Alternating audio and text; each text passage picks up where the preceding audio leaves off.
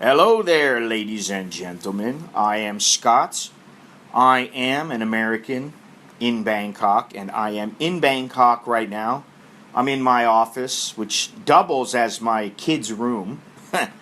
um, we're actually thinking about moving out of here in the near future so we can have a little more space. The kids can have a little more space. We can have a little more space. We get a little bit newer place and in a little bit better location for my wife and for my kids, because everything is a commute.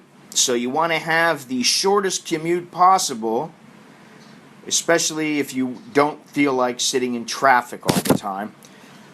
I got a message the other day through my Twitter account. I don't use my Twitter as much as I should, but I have started to try to update it fairly regularly.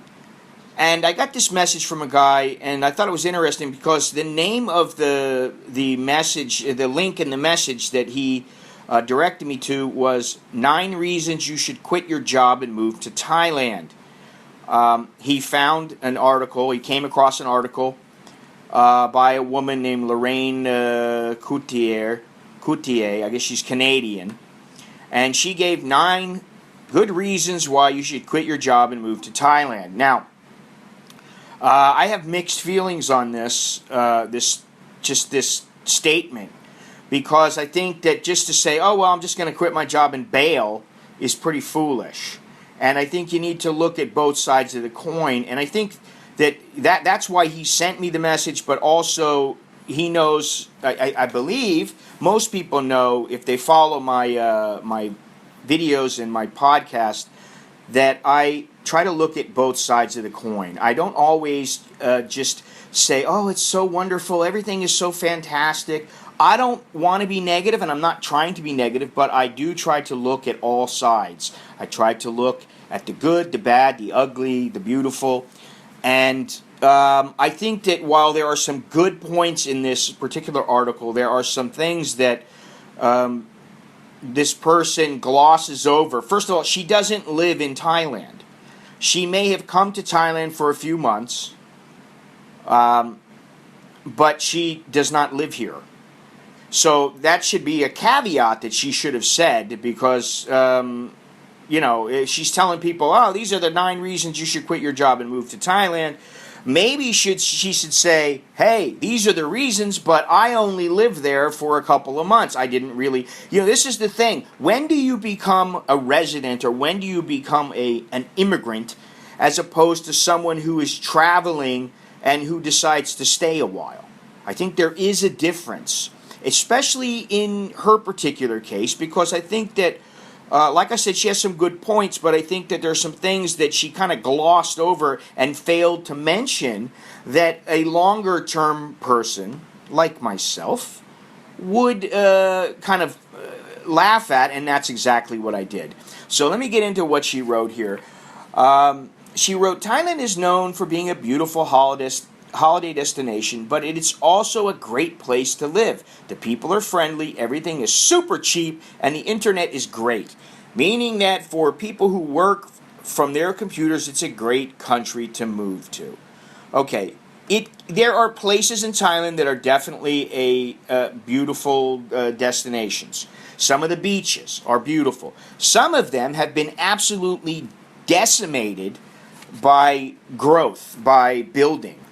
And by tourism. And I think that's something that, listen, Thailand has some fantastic places. I mean, listen, I did a thing a while back where I went to, Koh Payam. And I loved the island, but I'll tell you what, I mean, when I left, I was ready to leave. It was an island, and there was some cool stuff to do and things to see. And it was very, very relaxing. However, not all places are like this. I mean, if you go to parts of Phuket, and you go to some of the other islands around there, in the south, some of them are just they're complete tourist traps, and they're not exactly the kind of places that most people want to go. They get pissed off. They go to these places and they get a hard time from the locals, or they pay more than the going price is, and they don't like it. So, and like, the people are friendly. Yes, people in Thailand tend to be very friendly for the most part. Go to the tourist areas, and you're bound just about anywhere in the world, though. It's not only Thailand, but you are bound to find scammers and con artists and people that are less than friendly, or they're angry because their life sucks and they see these people coming in blowing huge amounts of money to stay in a hotel that they couldn't pay for in a year. And I think that wears on the people. Then it's like everything is super cheap. No, it's not, honey. Everything is not super cheap here. I hate to tell you that. And believe me, I'm somebody who likes some of the finer things in life.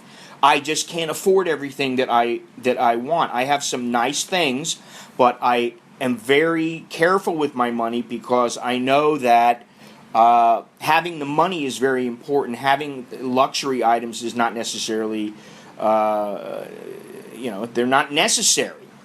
If I see something and I really want something, then I'll go ahead and get it. But it has to be a good value, and it has to be something that I really want or really need. There are some things that are cheap. Food prices have gone up, and they are continually rising here. Even street food has gone up since I've been here. I mean, it's been 20 years, but still, it goes up every couple of years. There's a jump in the prices, and that's going to happen. It's going to happen anywhere in the world. But things can be cheap here, but they're not necessary. They may be cheaper in some instances, but they're not necessarily cheap. And then there are some things like electronics that are actually more expensive.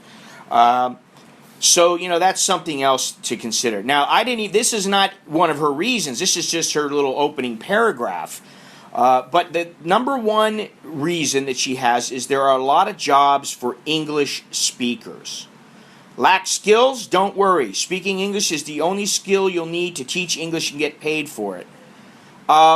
What she writes is there are lots of jobs for English speakers. Now, there's not lots of jobs. There's a job. And by a job, I mean there is a profession that is a go-to profession for foreigners, and that profession is teaching English. Now, I've said this before. The money for most people sucks, okay? It's maybe $1,000 a month, all right? And yes, you can get by on that. You can live fairly well if you are a single person, if you don't have any bills, if you're willing to live on the cheap, if you're willing to eat street food. Yes, you can even sock away some money. Okay, so let me just get that out there right away.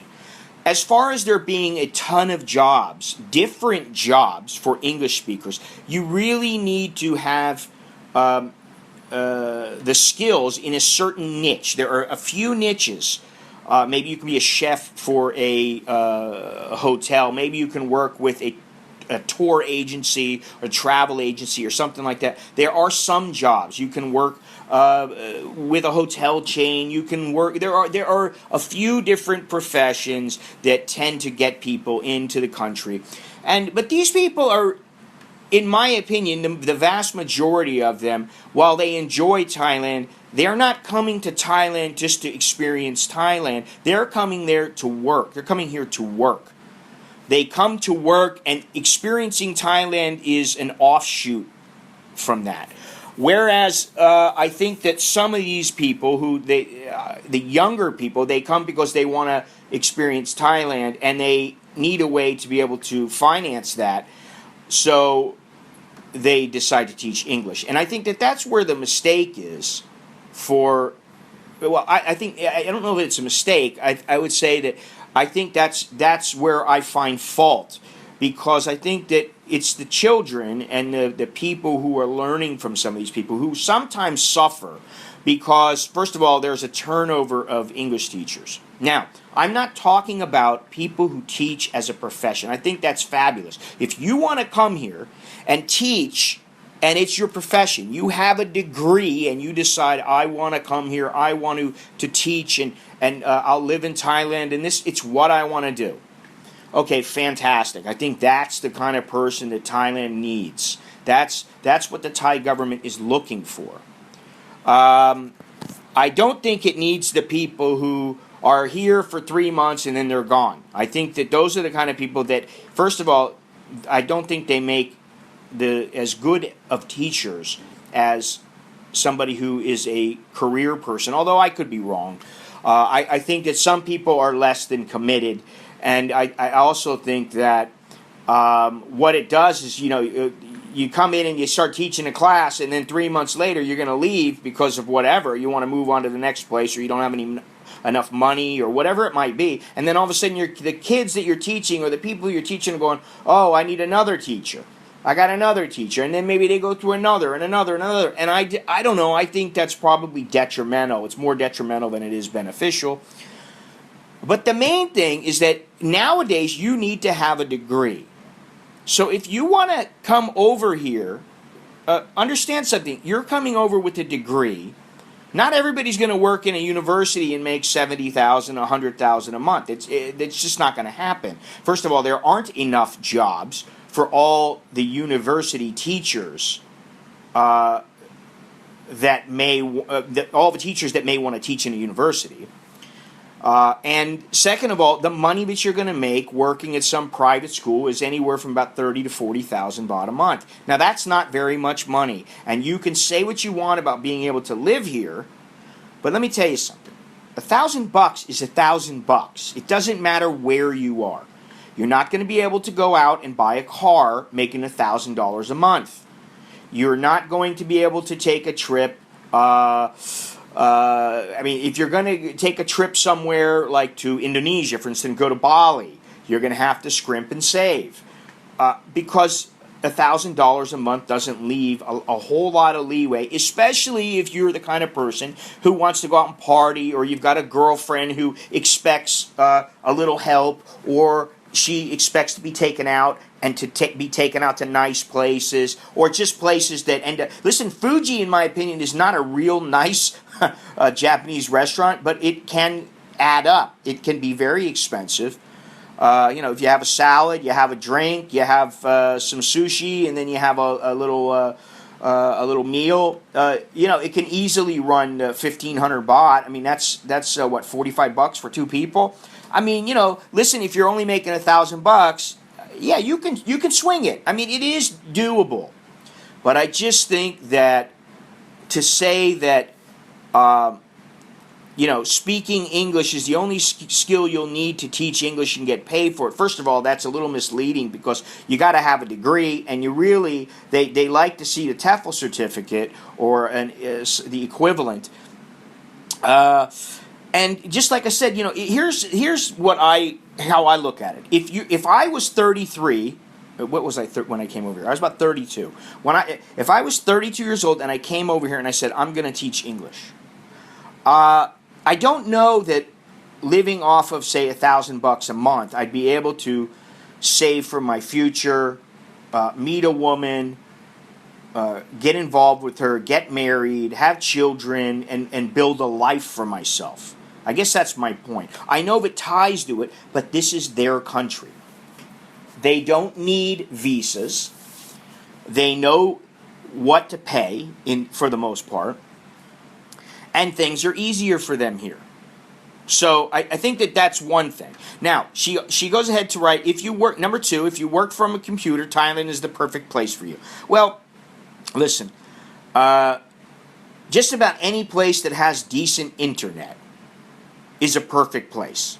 So I'm not sure that, I guess it depends on how much you're earning. If you're earning next to nothing, then you want to live on the cheap, well then, Thailand is a pretty good place. You can find cheap places. You can scrimp and really pinch your satang and live on the cheap. I mean, you can eat street food every day. You can really just hang out and not do much, or go to a movie once in a while, or whatever it might be, and you can have a good time.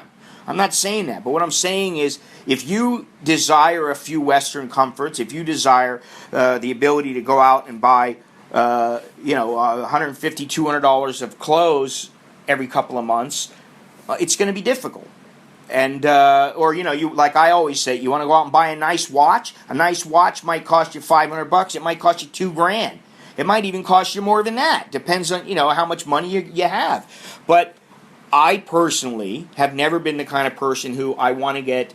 I just saw watches the other day for 199 baht. Now I just won't buy them.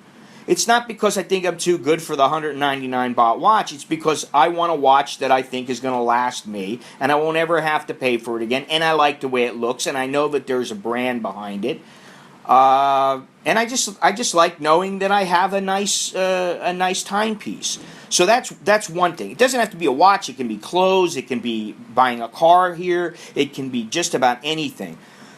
Number 3, you'll meet lots of interesting people. Thailand and places like Chiang Mai in particular is a magnet for backpackers, adventurers, and internet entrepreneurs alike. You'll never be lonely or bored again. Well, what I find is if you are bored or especially lonely, it's because of your own doing. It's because you are not the kind of person that reaches out to people. It's because you're not the kind of person who wants to go and find things to do or take action just so that you're doing something that might be fun, but you're just like, I don't even want to take a chance on that. I don't want to go there. I want to do something. And first I got to say that,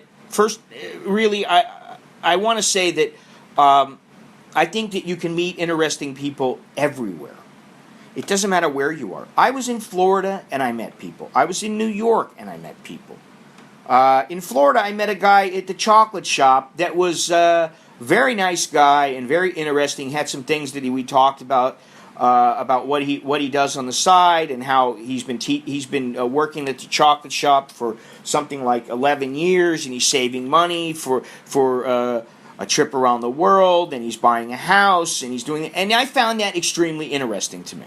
So to me, there are interesting people everywhere, and you just don't know who you talk to that might be from a foreign country or who might have similar experiences as you. You just don't know. So just to say that it's a great reason to come and to quit your job and move to Thailand, I don't find that extremely enticing to me. It just doesn't do anything for me. Because for me, I think that if you reach out and you try to meet people, you will. And let me tell you, lately, I told myself when I came back, I'm not doing enough with my photography. I need to carry my camera everywhere I go, just in case. And I was doing that in the past. I used to do it all the time. But I stopped for some reason. First, it's because I worked in boxing, and I didn't want to be seen as the guy who is working with the fighters, and then I've got some camera hanging on me. I should have had like a small camera that I could put in my pocket or something like that. That would have worked, but I just didn't.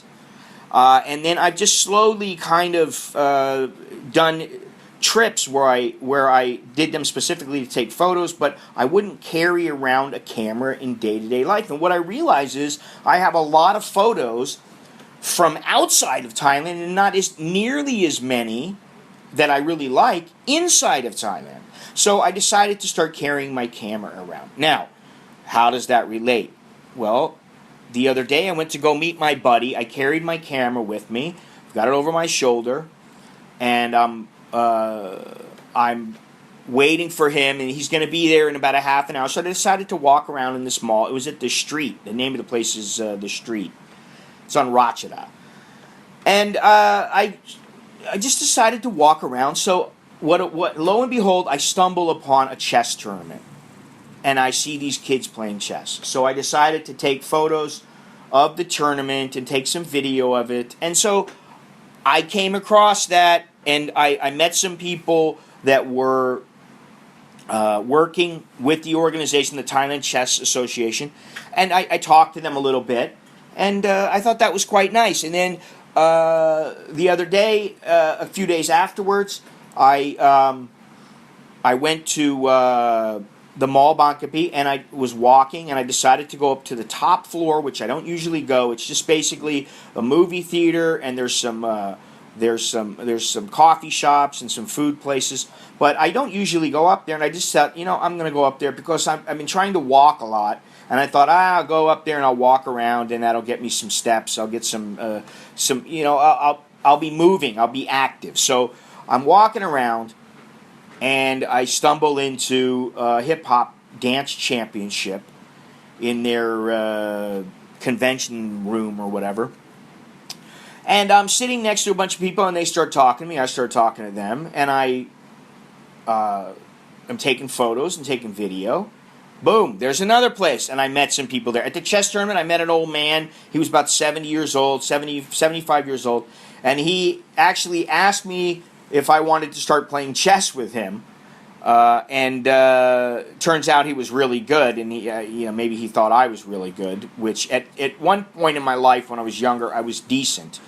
But now I would say the guy would probably kill me. So, but anyway, I met a lot of people. Then just a couple days ago, I was walking around in the same convention center, and there's the Siam Botanical Association is putting on some kind of a convention or show or whatever, and there's all kinds of orchids and roses and flowers and just all kinds of stuff there. And I started walking around. I went, oh wow, this is kind of cool. So I walked around. Boom! Next thing you know, I'm talking to the guy making me a mango smoothie. And so you can meet interesting people everywhere. And here in Thailand, you can meet people because they view you as a bit of an oddity. I think that, here she's saying you'll meet fellow backpackers, adventurers, and internet entrepreneurs alike. Well, I met people in the United States that they were the same. So I think you can meet people anywhere that you want. It's just a matter of taking the steps and reaching out. The next one is, the food is amazing. Thai street food is out of this world and ridiculously cheap. Yes, Thai street food is very, very good, and it is cheap. You can get a good meal for about 50 baht. That's a meal and something to drink for like 50 baht, which is about $1.50. Okay. However, for somebody who is here for a month or two, or say 6 months, and you've got a strict budget you need to adhere to, and you only really want to eat street food 90% of the time, okay, that's fantastic. But what about if you don't want to? Then you got to go to the grocery. Okay, food costs. It costs everywhere. And the street food is cheap because the people are banking on volume.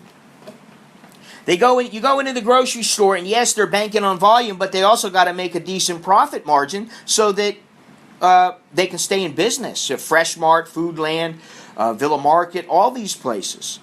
They are cheap in some ways, and they are cheaper. Some of the food is cheaper, yes. Some of it is more expensive.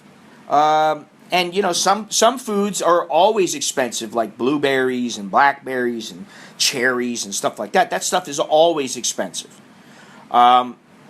So while she's correct, the flip side to that is that, first of all, you're going to get sick of street food at some point. It's just the way that it works. You are not going to be able to eat street food day in, day out, every day for months and months and months. You will get tired of it, okay? You don't want to eat cheeseburgers in America all the time. Well, why would you want to eat pad thai here all the time? So that's something else to think about. Number 5, you'll live in relative luxury. It may surprise you, but this 2-bedroom house in Chiang Mai costs just $420 a month. It's fully furnished and air-conditioned and also includes 2 bathrooms, a living room and dining area. Thai kitchen, balcony, large outdoor sitting area, car park, and 436 square meters of land to stretch your legs. Well, the one thing here in Thailand that is definitely a bargain is rent. If you want to rent, yes, you can definitely get some bargains. Sometimes the construction of where you live is a little shoddy. However, not always. And I have to agree with her in this, that basically for less money, you can live pretty much as good as in many other countries in the West. Number 6, if you like partying, there's no better place for it. Friday nights were never better. Okay, now, yes, you can go out and party. And this is, for me, this is something that when you're a little bit younger, you're going to want to go out and party. I mean, like, I don't mind going out on a Friday night and having a drink with a buddy or something like that, but I don't feel the need to go, hit the hot spots and go get wasted or anything like that. And you're going to go out partying, and remember, this is somebody who's going to be living off of an English teacher's salary. So going out every Friday night or every Friday and Saturday night, you're going to constantly be watching your pennies. You're watching your satang. You're going to be going, I can't afford that. Go to a Thai place. They're going to say, buy a bottle of whiskey and the mixers. Okay? So guess what? It might cost 1,000 baht. It might cost 1,800 baht. Now, if you get a couple of people and you split it, yes, it can be less expensive. But I think that first of all, if partying is your main objective here, it takes money. Guys who go out, now this is a woman writing. I don't know how she is, but for guys that go out, most guys, they go out, if they're single and they meet a woman, they want to hang out with the woman. Now, sometimes that doesn't mean anything. It just means they're hanging out with a woman. Sometimes it means they might be buying the woman drinks. So, guess what?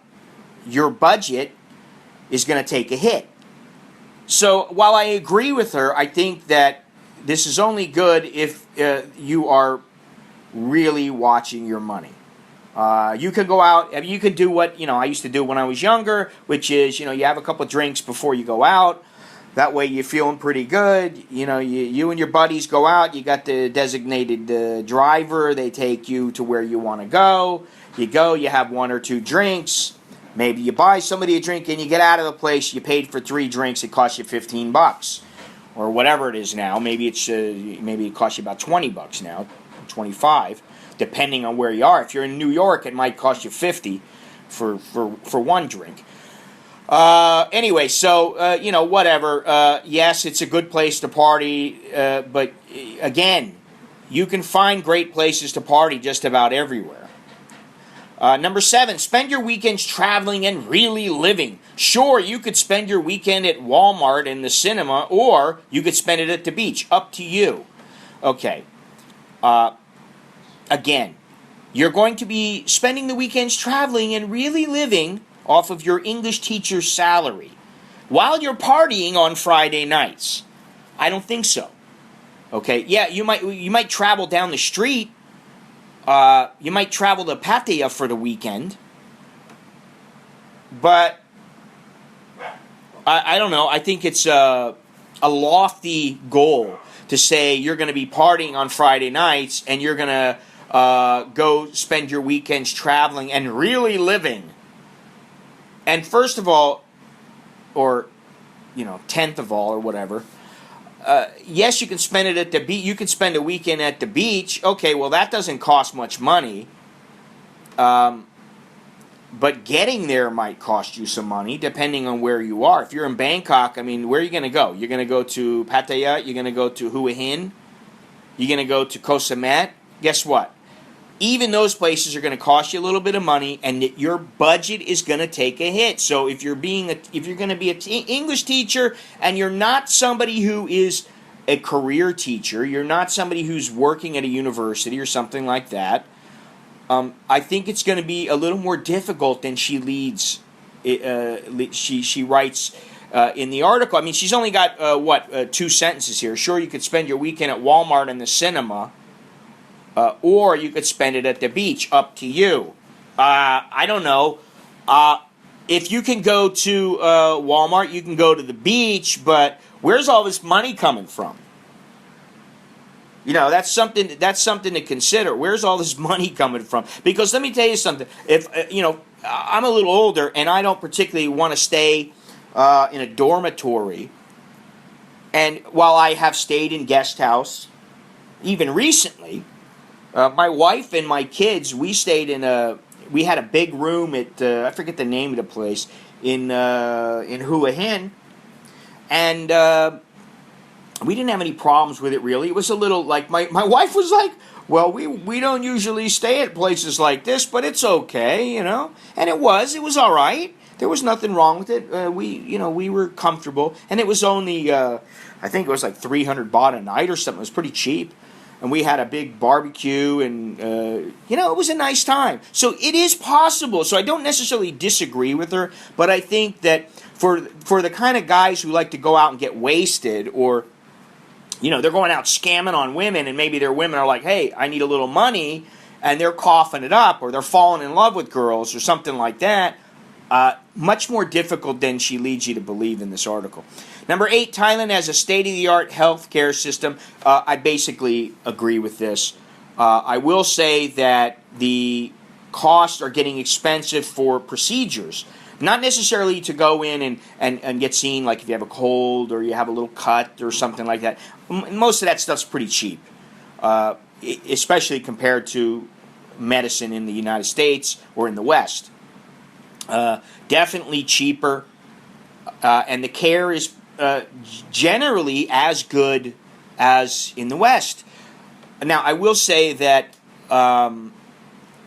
you do have to be careful of the hospital you go to, because you may be told it's going to cost you 2,000 baht, and then at the end it's 3,500. They may try to pull that on you. And the other thing is that although your price might be 2,000 baht, guess what? The Thais are paying 400. So I don't particularly like that at all. And I've caught several hospitals trying to do this to me and called them out on it, and they lowered their prices because of it. One particular hospital, Waitani, I've caught them several times doing this, and I didn't get my hip surgery done there because my wife called up to get a price, and I think it was 350,000, and when I asked them, it was 550,000. So with hospitals like this, you really need to be careful. Because what it is it's okay if you have the ability to say, no, it's okay, I don't want to come here, I'll go somewhere else. But it's when you get into a situation where you're in the hospital and all of a sudden they got you because you really need the care, you're either really, really sick or you're really hurt or whatever it is, and you have to be seen. And then they charge you more than, like quite a bit more than a Thai would charge. And although the hospitals, they are generally very good, and the costs are lower than in the West, it doesn't necessarily mean that it's going to be cheap. I mean, your bill still might be $15,000. So if you don't have insurance, you're screwed. And she does write, health tourism is growing in Thailand, which means that if you're in a pickle, you can expect to be taken care of. And fairly well taken care of. Just make sure you take out travel health insurance. Or if you actually live here, don't take travel insurance out. Have expat insurance. Have regular health care in the country. Have insurance like Bupa, AIA, William Russell, International SOS. Have real health insurance. Travel insurance is great, but Remember, you're moving to Thailand. You're living in Thailand. You're not just passing through. Okay, and that's the difference. You know, one of the little differences that I'm seeing is, first of all, she doesn't live in Thailand, and she's telling people to move to Thailand, but she's giving them advice for people that are basically coming here for a couple of months. Okay, number 9, it's great for networking because it's such a cheap and cheerful place to live. Thailand attracts entrepreneurs, internet folk, and business owners from all walks of life. Well, now, this one, I'm sorry. Okay, so let me continue here. Go to any co-working space such as this one in Chiang Mai and expect to network with people from all walks of life. Well, I don't know, but I really run across people from all walks of life everywhere I go. Whether it's Cambodia, whether it's in the U.S., whether it's, in fact, I was very surprised at some of the people that I met and conversed with, and I had nice conversations with some of these people. And some of the people I exchanged phone numbers and email addresses and things like that. But you know, you can get this anywhere, but you need to be willing to put yourself out there. And let's see here, what did she write here? Because it's such a cheap and cheerful place to live. Thailand attracts entrepreneurs, internet folk, and business owners. Let me tell you something. While it attracts entrepreneurs, it's not necessarily that these entrepreneurs tend to be like her. Okay? Internet folk and business owners from all walks of life. I think that there are a lot of companies that are scared of doing business in Thailand. I could be wrong, but I don't think so. And business owners. And let me tell you something. One piece of advice I have, and it, you know, take it just for what it's worth. It doesn't necessarily mean that you have to adhere to it. But I would not open a business in Thailand unless I had complete control over it. And that's very difficult to do here. So I don't know that, you know, number 9 really holds up.